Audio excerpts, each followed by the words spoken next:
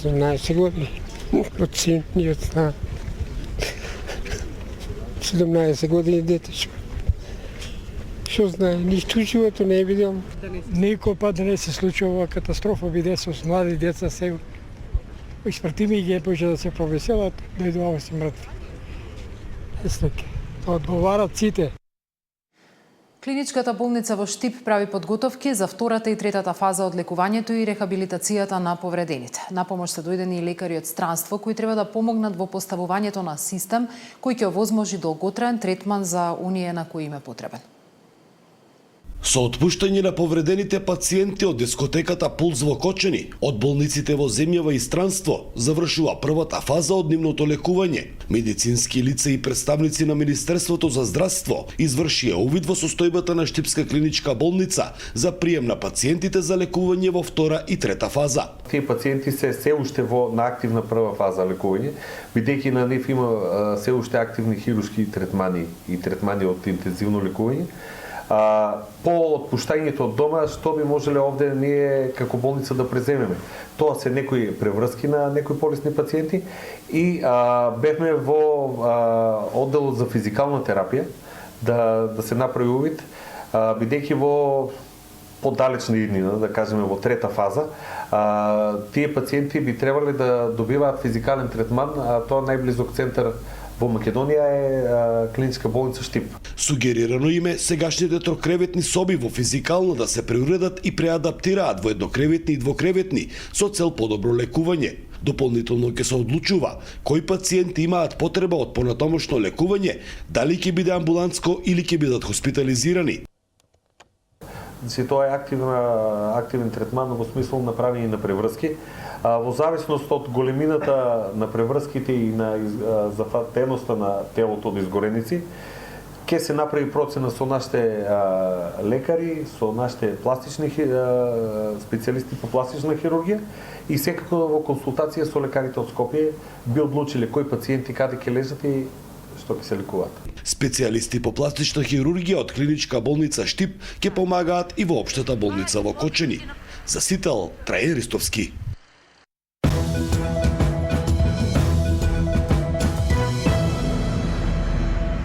Солидарноста не е само збор и таа се покажа на дело по трагедијата во Кочани, порача премиерот Мицкоски пред шефовите на парламентарните делегации на земјите членки на НАТО на состанокот кој се одржа денеска во Скопје.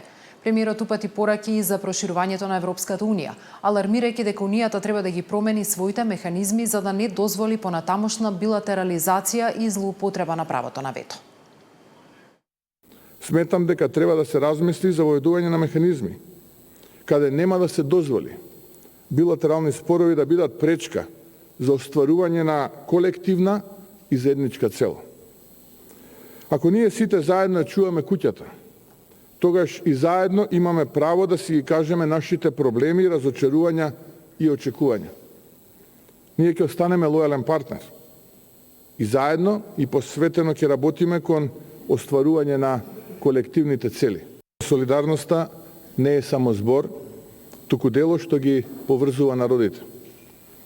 Таа е темелот на нашата алијанса, принцип што не води во заедничките напори за зачување на мирот и безбедност. Солидарноста значи дека кога еден од нас страда, сите страдаме. Кога еден е во неволја, сите притрчуваме на помош. Во изминатите 5 години од нашето членство во НАТО, активно придонесувавме кон колективната безбедност и стабилност на алијансата. Дисциплинска постапка за двајцата полициски службеници вработени во кабинетот на претседателот на државата покрена МВР по инцидентот во Скопско Дебармало во кој тие лажно увериле свој колега, како и вработени во ПОЦ, дека непрописно паркираното возило е службено.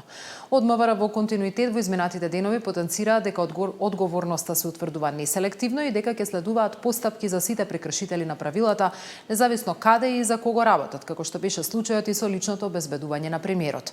Од СДСМ пак велат дека полицијата е во хаос, а бодигардија здисуваат низ Скопје. Дисциплинска мерка ќе се утврдува за двајцата службеници од 6-та управа, кои лажно тврделе дека Поршето во Дебармало е службено возило. Се работи за лица кои се дел од личното обезбедување на претседателката на државата. Ова го констатирале од МВР по извршените проверки откако беше објавено видеото на кое се гледа како група граѓани реагираат на пајак службата да го отстрани непрописно паркираното возило кое се наоѓа пред Скопска кафеана во Дебармало. Пред пајак службата излегле две лица кои се легитимирале и кажале дека возилото е службено, а полицаецот од пајак им укажал веднаш да го препаркираат. Во меѓувреме, според соопштението на МВР, тој влегол во кабината за да провери дали навистина се работи за службено возило. Токму овој потек на полицаецот предизвика револт и реакции кај граѓаните. Откако утврдил дека возилото не е службено и дека се уште не е отстрането, на вработените од ЈП јавни паркиралишта им дал наредба да го подигнат возилото, пошто истото било пренесено во депото. Двете лица кои се представиле како полициски службеници и тврделе дека возилото е службено со патничко возило Ford Mondeo се упатиле кон депото. Полициските службеници извршиле проверки за возилото и констатирале дека истото го управувале полициски службеници распоредени во оделението за лично обезбедување на претседателот на Македонија. Возачот на Поршето е казнет, а како што веќе објавија медиумите се работи за екс-амбасадорот Срđan Керим. Тој според информациите бил во Скопската кафеана со супругот на претседателката чие обезбедување реагирало на пајак службата. Опозицијската СДСМ побара одговорност од министерот за внатрешни за овој случај.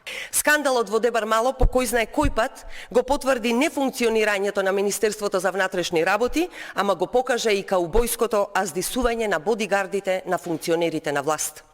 Двајца полициски службеници, обезбедувачи на претседателката на државата, лажно тврделе дека погрешно паркираното Порше на Срđan Керим е службено.